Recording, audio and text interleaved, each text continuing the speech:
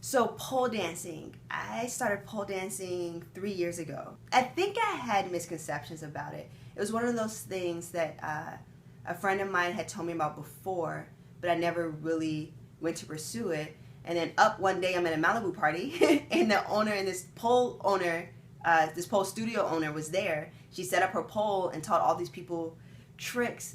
And when she taught it to me, once she pulled me out of the crowd, I did not volunteer, but when I got up there and I saw all these other women, and it took them about 5 or 6 tries before they were able to get their this pole spin. It's called the Firefly. And she taught it to me. Not only did I get it on the first try, I recognized that moment where I felt graceful and pretty and feminine, which are not words that I would necessarily use to describe myself at that time.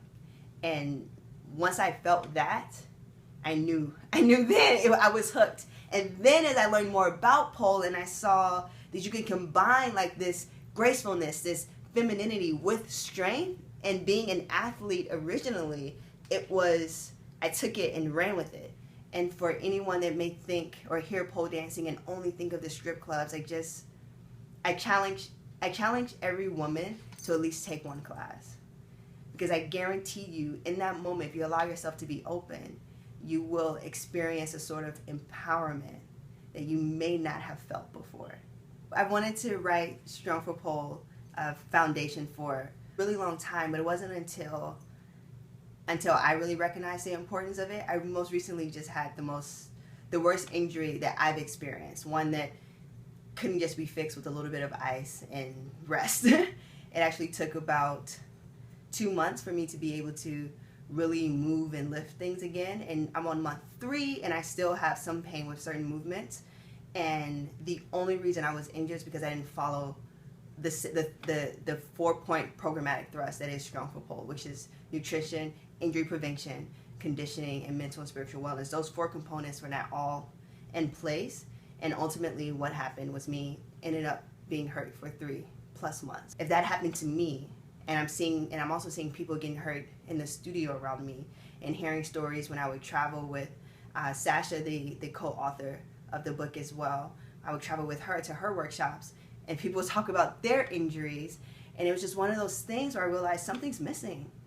Something's missing in this world, and what is it? So when creating the Strong for Pole Foundation ebook, it includes a lot of information that is beneficial to any athlete, but it is specifically designed for pole dancers. And the reason being is because most athletes have some of this information to some degree, maybe not all integrated as one, but a lot of pole dancers, many of us are women that just came from, being a housewife or hobbyless, or just working, or just your average individual with no athletic background, but they've discovered this form of movement that is, in actuality, regardless of how you want to categorize it, is a sport.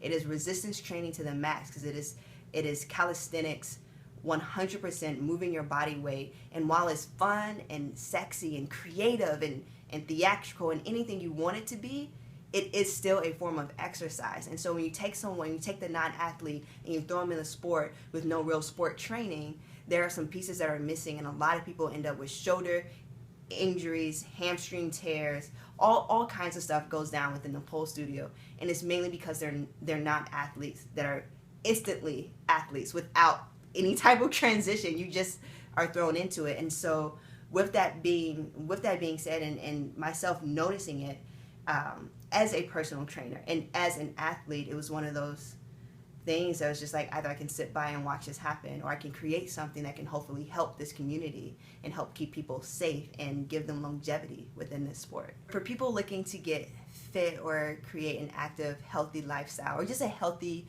lifestyle due to whatever ailments they're facing in their life, or maybe they just want to start moving. So for that person, I love that person.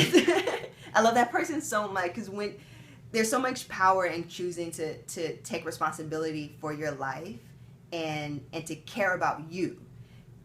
Especially as a woman, we spend so much time caring about other people, and it's like, what about us? What about that person? So for that person that's watching this and that's listening, it's simple. Drink more water. Eat more fruits and vegetables. And if you're allergic to fruits and vegetables, then shoot me an email. It's included in this video, and we can talk about what works for you. But drink more water, eat more fruits and vegetables, and get moving. All that is just making the decision. So the moment you say to yourself, you know, I don't want to take this high blood pressure medication anymore, or I would like to see myself fit into this dress a certain way, whatever the reason is, once you make that decision, at that point, you just have to stick to it. And the road to success isn't straight. So it's not going to be like, okay, I made the decision to get healthy and boom, everything goes this way. It's going to go this and that and around and blah, blah, blah. But as long as you just keep taking a step and you just remember why you're doing what you're doing, what your motivation is, what your end result is, as long as you keep that in the forefront of your mind, you'll be okay. I like to often say, don't block your blessing.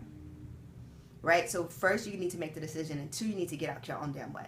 The easiest way to do that is to just, I like affirmations. Affirmations are things said in the positive. I like affirmations that aren't necessarily a reality yet. My whole theory is fake it till you make it, right? So a big thing for me is active listening. So I'll say I am an active listener.